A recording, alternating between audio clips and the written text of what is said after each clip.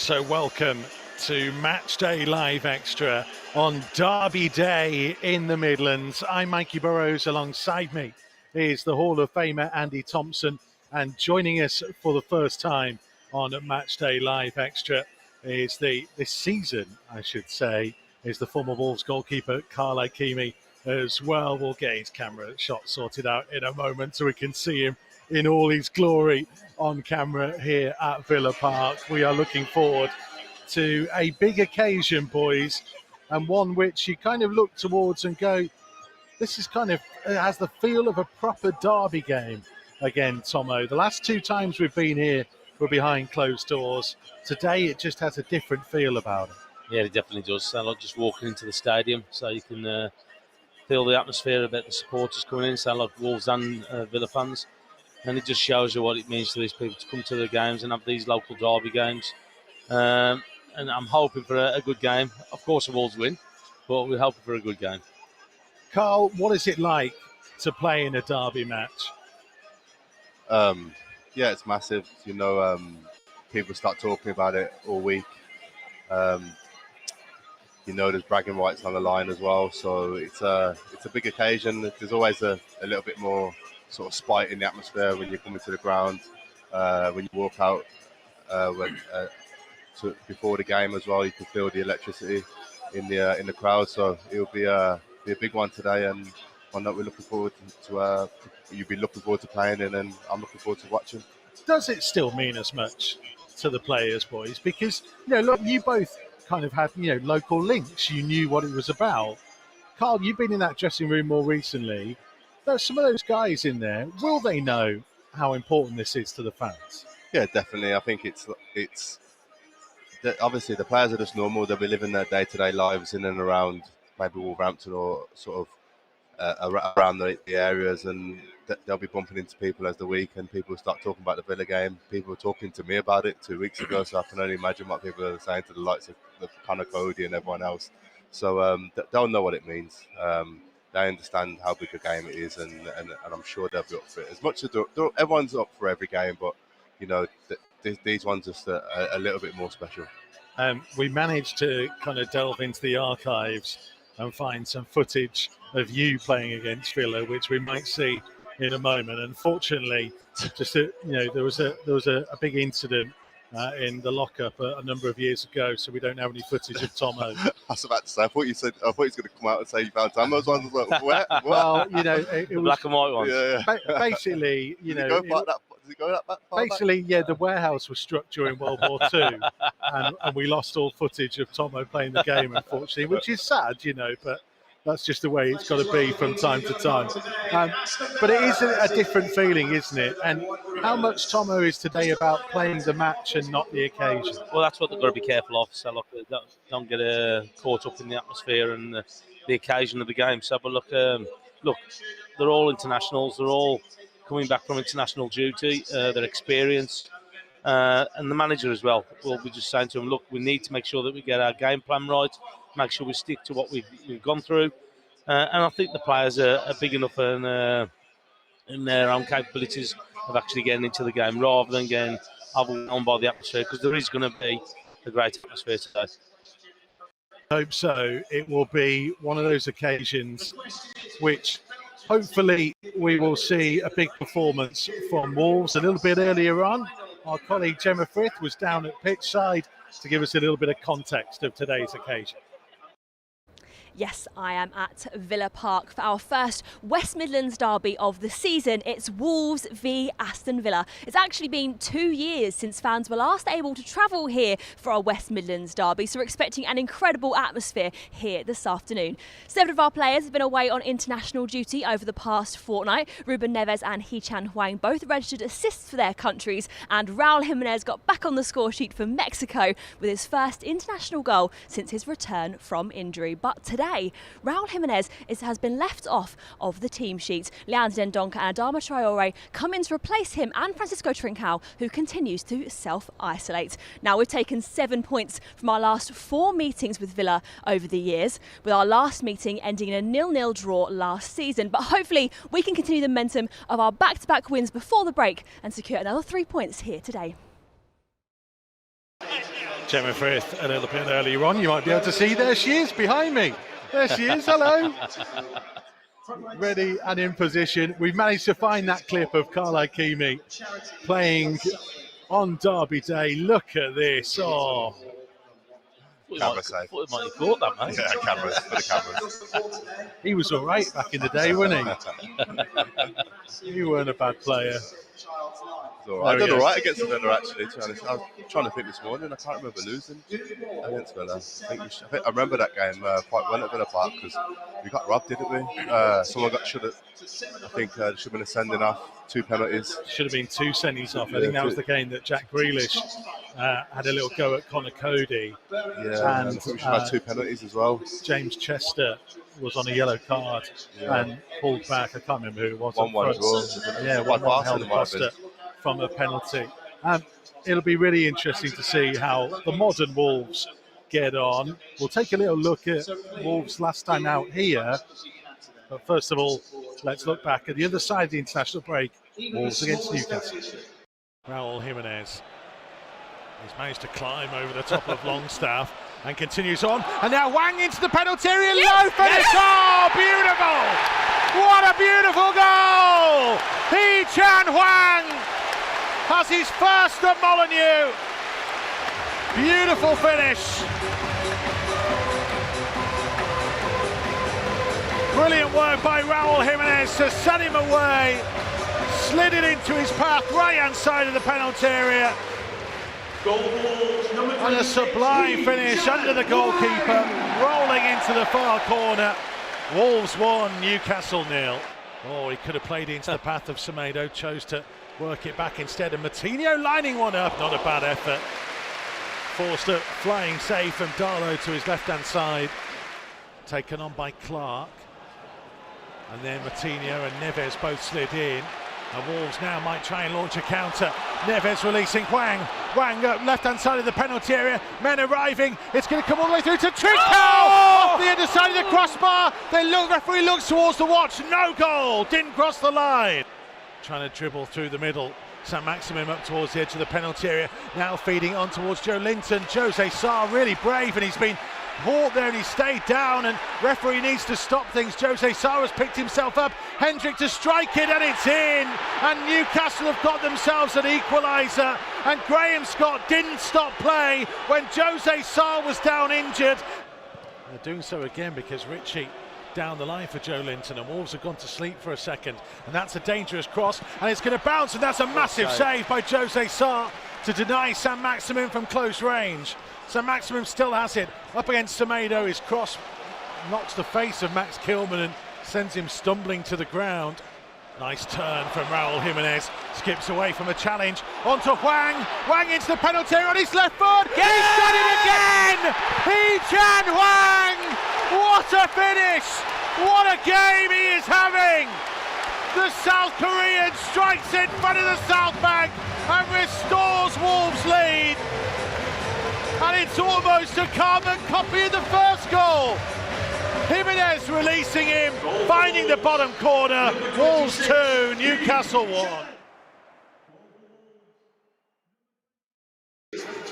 Well, that was the best of the win over Newcastle last time out. Let's look at the side that Bruno has selected for today, because there's a couple of interesting team news things to talk about. There is no Raul Jimenez in the starting lineup. He was late coming back from international duty. He is amongst the substitutes. It means that Adama Traore comes in. Francisco Trincao tested positive for COVID over the international break. Our very best wishes to him for a speedy recovery. It means it'll be Traore and Hee-Chan Hwang as a front two. Andy Thompson, a little bit surprised at that, perhaps? Yes and no. So, look, I said to you at the beginning, so look, is that the first time that Jimenez has been left there? But with all the commitments that he's done over the international break and he's travelling, you can understand why they've probably put him on the bench. But no, Wang up front, so has done really well. So, like the 2 goals that he got against Newcastle. So you can see that, and the Adama's coming back in. So you can see the justification in why he's playing those 2, and he's gone just a little bit stronger in the midfield area with Dendoncker coming in as well. So it's going to be a tough game here, the way that Villa play. And so he's gone in there and he's just playing the two up front rather than the three that he's been looking at before. We'll talk about the front two in a minute, Carl Hakimi, but can you understand why Bruno's maybe looked at this and thought rather than putting Fabio Silva in from the start, he'll bolster the midfield instead? Yeah, but I think he's probably thinking maybe let's keep it tight, as Bruno probably knows it's a derby as well, so maybe that's in his thoughts to maybe try and win the midfield and then go on to win the game from there. I think Hee-Chan's been very good. I've been really impressed with him since he's come in. Looks really direct, and them two will be a handful up there anyway. With maybe Dendoncker trying to press forward, or Martina trying to press forward at times as well. So I think it looks like they're trying to win the middle of the park, and they're going to try and set their game up from there. Well, let's have a little listen to what Bruno Lage has been telling the media this week ahead of this one. When you play derbies like Benfica Sporting or derbies like Sheffield Wednesday, Sheffield United, you know the meaning of that games for the fans. So we are ready to do the same we did since the first day. Go there to try to play our game and to offer 3 points for our fans. Derby games are a little bit different, aren't they? It'll be interesting to see how they go about it and how they cope today. And we mentioned Hee-Chan Hwang Tomo. He was the standout player against Newcastle, and clearly in the way they're setting up today, they'll be very reliant on him taking any opportunities that come his way. Yeah, so he did really well on his finishes, didn't he? So like one either side with his right hand and his left. But he just looks very powerful. He looks very direct. We've seen it a couple of times. Him running at the back line, but you just look at his finishes and they say, look, it's a man who's confident in front of goal, as you can see, and he took them absolutely brilliantly last week. So it's somebody who's hit form, and that's what we've been after. We always said like we needed to score more goals, and it looks like we've got somebody who knows where the net is, and that's the thing. So Jimenez has been struggling a little bit. So, but he played his part, didn't he, with his assists as well. Jimenez, 2 great balls to him, but the finishes were something else as well. So again, there's nothing better than having somebody up front who's playing with confidence. Yeah, I agree as well. He looks really direct, but in a good way, not to disrespect him. He looks hungry for goals, doesn't he, Tomo? And I think I know all strikers are, but you can see the tenacity in him, and I think that's what I kind of like. And him as the play the game, is he? So I think we need to have someone else who can chip him with the goals. I mean, that partnership is the element, though, isn't it, Tomo? That we saw there, the link up between Jimenez and Hwang. Doesn't have Jimenez there today. Traore is going to play that role in a very different way to how Raul Jimenez would be. Does that mean we're going to have to see Hwang maybe doing what Raul did there and come deep and get the ball and let Traore make the runs in there? I think they've got to mix it up, both of them. I think they've both got to do it. I think they've both got to try and get on the ball, got to make positions to receive the ball. We know about Traore's running power with the ball as well, but we're just looking at Hwang there, so we can see his running power as well. So if you think about that, Villa's back line is going to be on the heels a little bit, so like with the run of chasing them. But I think he's put Dendoncker in there as well for that extra body trying to get up to the front line as well. So that's going to be important for it, that if one of them are able to go out wide, we need somebody else in there to get into the box. And I think that Dendoncker is probably going to be the player from midfield who's going to be trying to do that. Yeah, because we all know, Carl Hakimi, that you're not going to get a huge amount of goals from Ruben Neves and from Jean Martinho. So Dendoncker has to be the man to get up there and support him. And maybe we're looking at Marçal and Semedo chipping in a little bit more. Yeah, I think Semedo's been very, very good this season, to be honest. I think he's been more attacking and looks more of a threat. And I think it's looking, I agree with Tom, I think it can be a mixture of Traore and Hee-Chan coming short and going long. One's going to have to stretch it, one's going to have to keep coming for the ball. And it's important that Dendoncker tries to break them lines and get in the box, because all 3 of them might not be in the box at the same time. So I think it's going to be a combination of everyone chipping in. I think the threats down the side, I think that's what it looks like. We are trying to go down the sides of them and get balls in the box. And I think it's an important day for Marçal and Semedo to produce up the other end of the pitch as well as defending. Well, we'll take a look at what happened here last season. There wasn't a huge amount in it. Both sides probably will feel like they had the opportunities to win the game. As we mentioned, Tomo, a very different feel to this occasion last season without any supporters being in here. You can hear them making the noise now, just as the Villa players are making their way off the field. Where do you think Wolves can get at this Villa team? I just think Dendonk is going to be really important, running from deep positions. It's going to cause Villa some problems because they're going to have to mark that player coming in. And we know about the pace of the two lads up front, and that's going to be a threat for them as well. So it's just important that we get the supply to the two front lads. But as Cole touched on there as well, the two fullbacks are going to be important for us. So look, they've got to contribute a little bit more goals as well, hopefully. But they've got to get in there. They've got to be trying to get in. If it's coming from the left-hand side, Semedo getting into the box, coming around the back, and vice versa. We want to see it. And that's going to be the important part about it, making sure that they try and get bodies into that box. Just seeing there how good Pedro Neto is and how we hope that he is not too far away from potentially being able to do things like this again. And we see some of the missed opportunities from the game last year. Carl, these two sides in the last three matches, I mean, it was 0-0 in this fixture last year. Villa won 1-0 at Molineux. Wolves won 1-0 in the game in Project Restart at the back end of the season before. It feels like they're relatively well matched, these two teams. Yeah, I think Villa obviously had a decent season last year. They've started okay this year, so they're a good side. They've grown, I think, since the first year they came up and just maybe scraped to survive. They've added to that. They've added more quality to the squad, and they've started to match Wolves' quality now, which they won't be happy about me saying. But yeah, it's been an even game. I think they've got good players, and so have we. So it's a good game today. They're unbeaten in 5 at home, Tomo. Their away form not quite so good.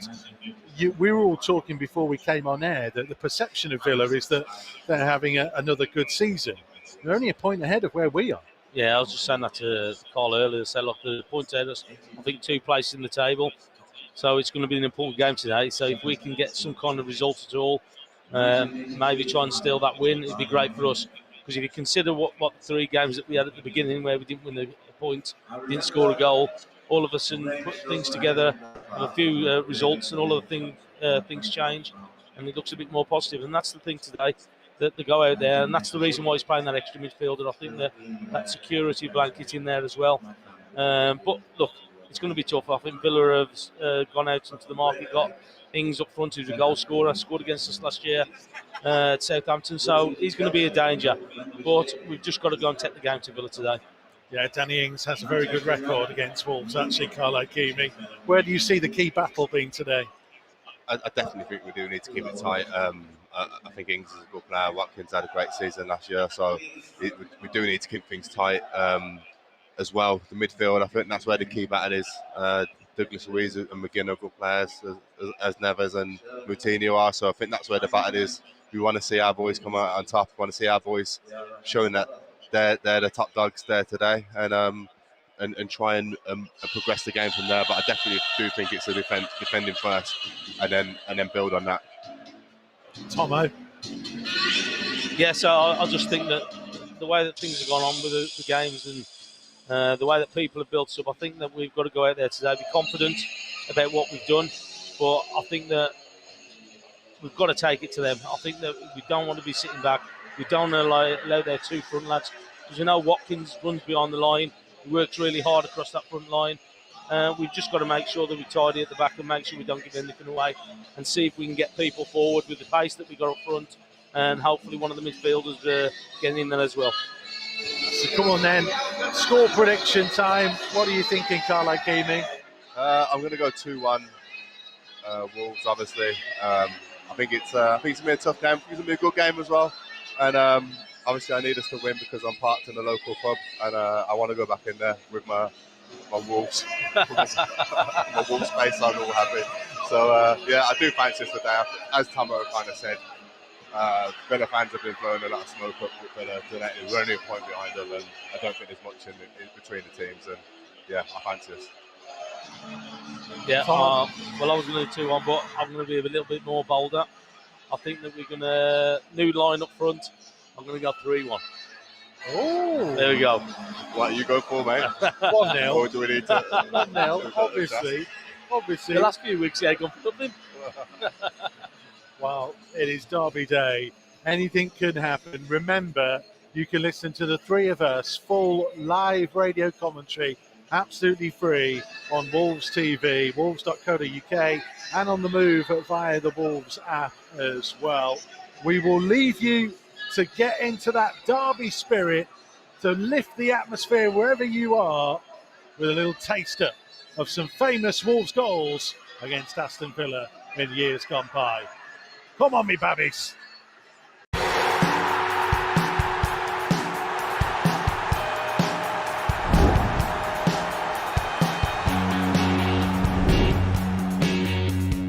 O'Hara. It's towards Berra. And Jarvis! What a fantastic finish from Matt Jarvis. Wolves are in front of Villa Park.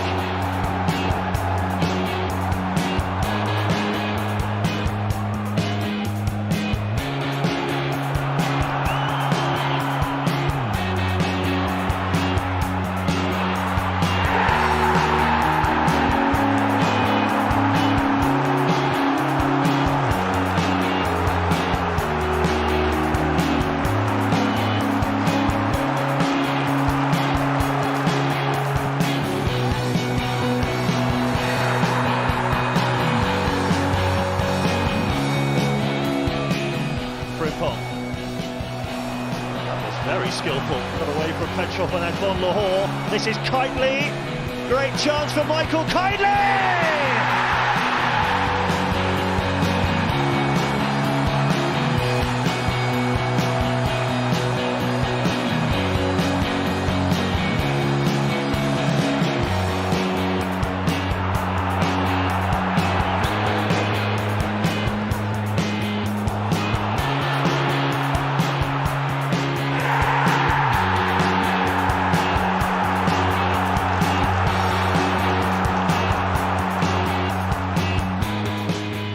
With a flick, brilliant flick to Jota, and now the breakaway is on. Jota, he's got Bonatini to his left, he's still driving himself. Bonatini's run offside. Jota might just go in alone. Oh, it's brilliant from Jota. Across comes the challenge. Bonatini! Oh! Leo Bonatini! Leo Bonatini! Leo Bonatini!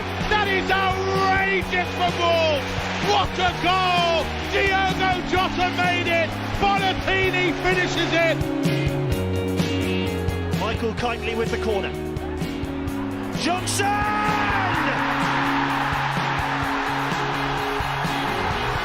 Well, Edwards celebrates as well, but it was Roger Johnson with the initial header, and it's 2-1 Wolves.